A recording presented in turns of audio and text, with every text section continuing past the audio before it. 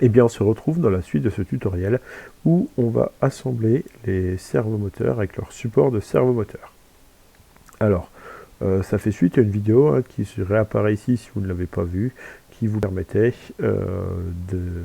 d'assembler le support de servomoteur, la pièce grise avec la plaque perforée. Maintenant, on va s'intéresser au servomoteur sur son support. Ils vont être assemblés par des vis, une fixation démontable. Donc pour ça, il va falloir créer deux perçages ici qui vont nous servir de fixation dans l'assemblage.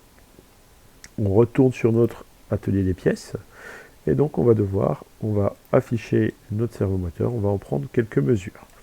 Alors on va se mettre en vue du dessus, on va bouger un petit peu pour voir ce que l'on fait. Et pour prendre nos mesures, c'est assez simple, on va cliquer sur le cercle là et sur celui-là afin d'obtenir l'anthrax. Alors si on veut être sûr qu'on mesure bien l'anthrax, on voit ici en vert qui apparaît sur l'axe Y, donc notre distance, qui est bien de 10 mm en pointillé, donc du centre à centre, ce qui s'appelle l'anthrax.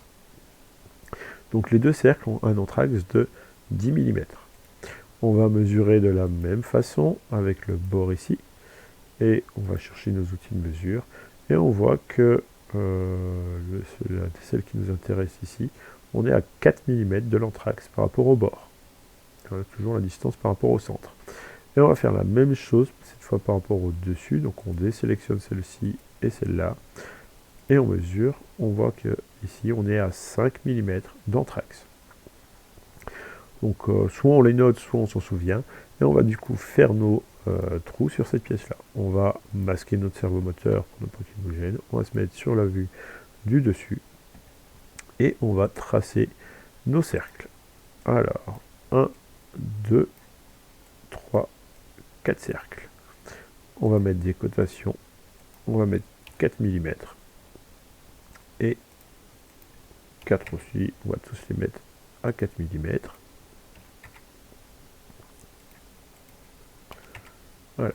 Alors, si on essaie ceux-là se sont déplacés, on va tout de suite quitter l'outil de cotation et les positionner à peu près correctement, sinon après ça peut créer des problèmes pour les cotations. Voilà. Et on va retourner sur notre outil de cotation et on va bien choisir les anthrax, on ne se trompe pas, et on va mettre 10 mm.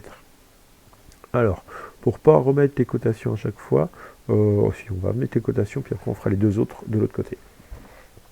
Le bord ici, par rapport à l'anthrax, donc le centre, le bord, on avait mesuré 4 mm. Sauf qu'on se rappelle, nous on a mis 1 mm de jeu en plus. Donc si on veut être sûr, il faut bien mettre 4,5. On rajoute le jeu qui est divisé par 2, puisqu'on veut le même jeu de chaque côté. Voilà, et par rapport au haut, donc on avait mesuré 5 mm, donc on va mesurer 5,5 de la même façon, donc on met le jeu de 1 mm que l'on divise par 2. Pour ne pas remettre toutes les mesures, et si jamais on a fait des erreurs pour que ça s'aligne, on va utiliser les outils ici. Donc on quitte l'outil de cotation, on va prendre horizontal, et on va dire que ce cercle, le centre là et le centre là sont horizontaux. On va faire la même chose pour le centre là et celui-là, ils sont horizontaux. On va mettre une contrainte verticale entre celui-là et celui-là. On va mettre une contrainte verticale entre celui-ci et celui-là. Et on n'oublie pas, parce que là on a oublié de mettre une cotation entre ce centre et ici. Et là il faut bien qu'on mette 4,5 comme de l'autre côté, donc 4,5 mm. Notre esquisse est finie. On va pouvoir retirer du volume.